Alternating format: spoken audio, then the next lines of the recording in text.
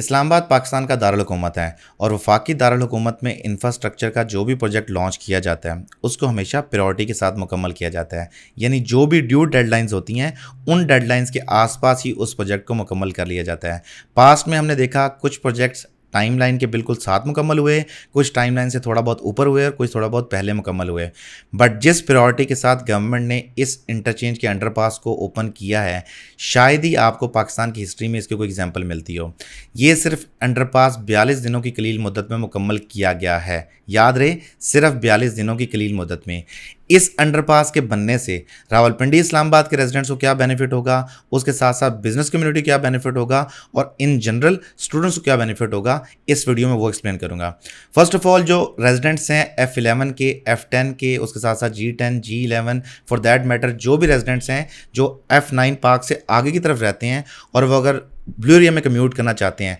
तो उनके पास इस अंडरपास के अलावा पहले कोई ऑप्शन नहीं था। यानी जो ये इंटरचेंज है इसके अलावा न्यू ब्लू एरिया में जाने का कोई ऑप्शन नहीं था। तो इस ऑप्शन में आपको 30 मिनट्स का कम्यूट टाइम नॉर्मल रिक्वायर्ड होता था, सिर्फ 4 से 5 किलोमीटर के डिस्टेंस के लिए। रीज़न बीइंग कि ये जो F8 का इंटरचेंज है इस पे रावलपिंडी इस्लामाबाद की सबसे ज़्यादा ट्रैफिक कंजेशन मिलती थी और यहाँ पे नॉर्मली आपको 25 मिनट्स का एवरेज टाइम रिक्वायर्ड होता था इस इंटरचेंज को क्रॉस करने के लिए। बट इस अंडरपास के मुकम्मल होने के बाद अब वो टाइम महज सिर्फ 4 से 5 मिनट का रह गया है। अब ये इंटरचेंज क्यों इंपॉर्टेंट है? फर्स्ट ऑफ ऑल हम बात करते हैं रेजिडेंट्स की जो इस्लामाबाद रावलपिंडी में नॉर्मल रहते हैं किसी भी एरिया में, वो I8 में हो, F8 में हो, G8 में हो या E8 में हो, कहीं के भी रेजिडेंट हो। आम तौर पे इस्लामाबाद के अंदर जो एक वाहिद सबसे टॉलेस्ट बिल्डिंग है इस्लामाबाद की, सेंटोरस मॉल, महीने में एक दफ़ा लाजमी उस रूट पे कम्यूट करते हैं। तो इसकी कंजेशन की बड़ी वजह की वजह से तकरीबन 30 मिनट्स उनके वेस्ट होते थे। अब इस कंजेशन को बिल्कुल ख़त्म कर दिया गया है और ये टाइमलाइन आपकी 30 मिनट सेव करती है। अब जो इस्लामाबाद रावलपिंडी के स्टूडेंट्स हैं, स्पेसिफिकली जो रावलपिंडी के स्टूडेंट्स हैं, याद रहे रावलपिंडी इस्लामाबाद की आबादी जो है ओवरऑल तकरीबन 2.5 मिलियन के आसपास है। अब ये जो 25 लाख लोग रावलपिंडी इस्लामाबाद में मुस्तकिल रिहाइश पजीर हैं, उन लोगों के जो स्पेसिफिकली स्टूडेंट्स हैं उनको डाउनटाउन इस्लामाबाद में 3 यूनिवर्सिटीज़ के आने के लिए एक इस इंटरचेंज से गुजरना ज़रूरी होता था। First of all Bahria university, second air university, third आपकी नेशनल डिफेंस यूनिवर्सिटी, और उसके साथ अगर PF हॉस्पिटल को कम्यूट करना चाहता है जो कि E9 में वाक़या है तो वहाँ तक के लिए भी इस इंटरचेंज से गुजरना ज़रूरी होता था। और इस्लामाबाद रावलपिंडी का सबसे जो बड़ा पार्क है F9 पार्क, वो इस इंटरचेंज से बिल्कुल मुल्हक़ा है, तो वहाँ तक आने के लिए भी आपको इस इंटरचेंज से गुजरना ज़रूरी होता था। तो इस वजह से हमेशा यहाँ पर ट्रैफिक कंजेशन मिलती थी। अब अगर आप रावलपिंडी इस्लामाबाद में कहीं से भी कम्यूट करते हैं और स्पेसिफिकली आपका टारगेट है कि आपने यूनिवर्सिटीज़ की तरफ कम्यूट करना है, मैं स्टूडेंट के लिहाज से बात कर रहा हूँ, अगर आपने बहरिया यूनिवर्सिटी, एयर यूनिवर्सिटी या नेशनल डिफेंस यूनिवर्सिटी कम्यूट करना है और आप रावलपिंडी में कहीं से बिलोंग करते हैं तो आप इजीली 10 से 12 मिनट के कम्यूट टाइम में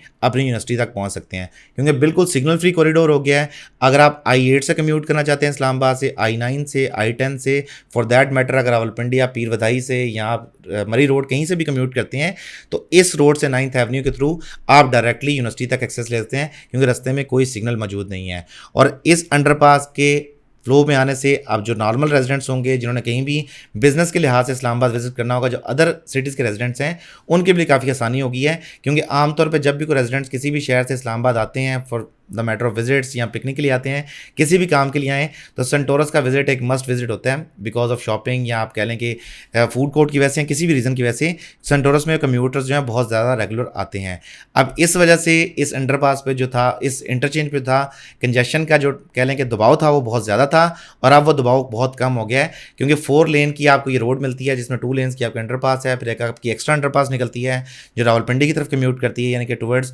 I8 उस तरफ कम्यूट निकलता है, और बाकी एक ओवरहेड ब्रिज भी कंस्ट्रक्ट हो रहा है। जब ये ओवरहेड ब्रिज मुकम्मल होगा तो इसका ये इस्लामाबाद F8 का जो इंटरचेंज है ये मुकम्मल रवानी में आ जाएगा, और जो ट्रैफिक कंजेशन अभी आपको अब टाइम सेव करते हैं हाफ टाइम, तो ये आपका फुल टाइम सेव हो जाएगा। तो इतना इंपॉर्टेंट इंटरचेंज ये बनता है। इसके अलावा जो भी फॉरेन कम्यूटर्स यहाँ पे आते हैं या इसके साथ साथ पाकिस्तान में बिजनेस डेलीगेशन है, क्योंकि ब्लू एरिया इस्लामाबाद जो है वो पाकिस्तान की सबसे महंगा एरिया बनता है बिजनेस के बाद, कमर्शियल बिजनेस के लिहाज से, क्योंकि बिजनेस एरिया जो ब्लू एरिया में बिजनेस आपको एस्टैब्लिश बिजनेस कंपनीज मिलती हैं, उनकी पाकिस्तान में देखें तो कहीं भी आप देखें उनकी मल्टीपल ब्रांचेज होंगी। यहाँ पे ब्लू एरिया जो इस्लामाबाद है इसे ब्लू चिप इन्वेस्टमेंट कहा जाता था। एक टाइम था जब 1958 में इस्लामाबाद को पाकिस्तान का दारुल हुकूमत बनाया गया था तो ब्लू एरिया को सेंटर पॉइंट रखा गया था, क्योंकि ब्लू एरिया से साथ ही बिल्कुल एडजस्टेंट आपके फॉरेन ऑफिस है, उससे बिल्कुल एडजस्टेंट साथ आपकी नेशनल असम्बली है, सुप्रीम कोर्ट है, प्रेसिडेंट हाउस है, सेनेट है, आपकी प्राइम मिनिस्टर हाउस है, ये जितनी एम्बेसीज हैं, for that matter defence ministry होगी, इंटीरियर मिनिस्ट्री होगी, जितनी मिनिस्ट्रीज हैं आपकी वो ब्लू एरिया के साथ ही बिल्कुल मुल्क हैं।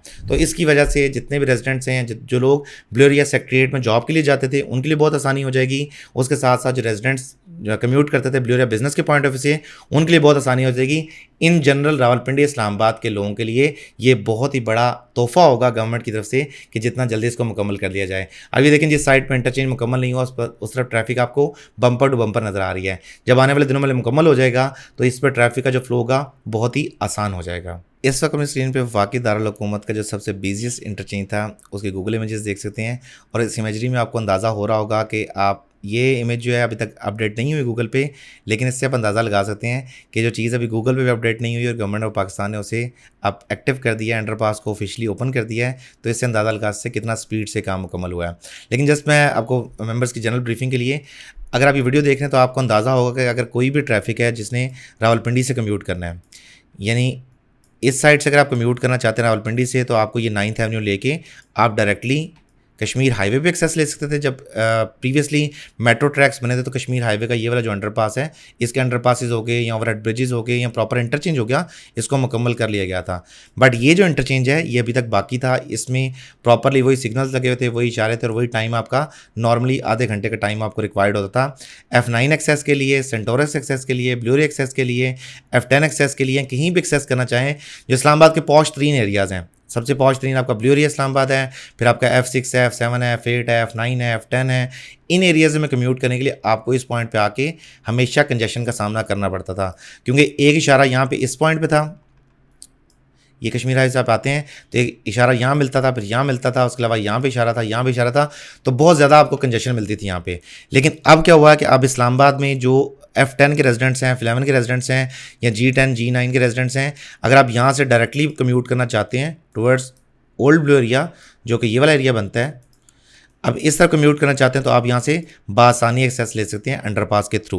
अब दूसरा जो ओवरहेड ब्रिज बन रहा है वो ब्लू एरिया का जो ओल्ड ब्लू एरिया है उसको न्यू ब्लू एरिया से कनेक्ट करेगा और साथ F10 और G9 और G10 के रेजिडेंट्स हैं उनको कनेक्ट करेगा। उसके साथ साथ ये जो यहाँ पे राउंड अबाउट्स बन रहे हैं, ये राउंड अबाउट से एक अंडरपास है टुवर्ड्स आपका 9th एवेन्यू की तरफ निकलेगा जो पिंडी की तरफ कम्यूट करेगा, और दूसरा आपका ओवरहेड ब्रिज या वो कनेक्ट करेगा टुवर्ड्स ये यूनिवर्सिटीज़ वाला एरिया जहाँ पर आपको 3 यूनिवर्सिटीज़ मिलती हैं।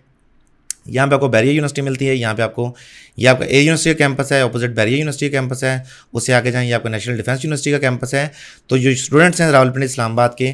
तो उनके लिए बहुत ज़्यादा आसानी होगी इस इंटरचेंज के मुकम्मल होने के बाद। तो ये वो पॉइंट ऑफ व्यू था जो मैं प्रेजेंट करना चाहता था कि गवर्नमेंट ऑफ पाकिस्तान ने कितना प्रायोरिटी के साथ इस प्रोजेक्ट को मुकम्मल किया है, जो कि अपनी मिसाल आप है। रिजवान चीमा को दी इजाज़त, अगली वीडियो तक के लिए खुदा हाफिज़।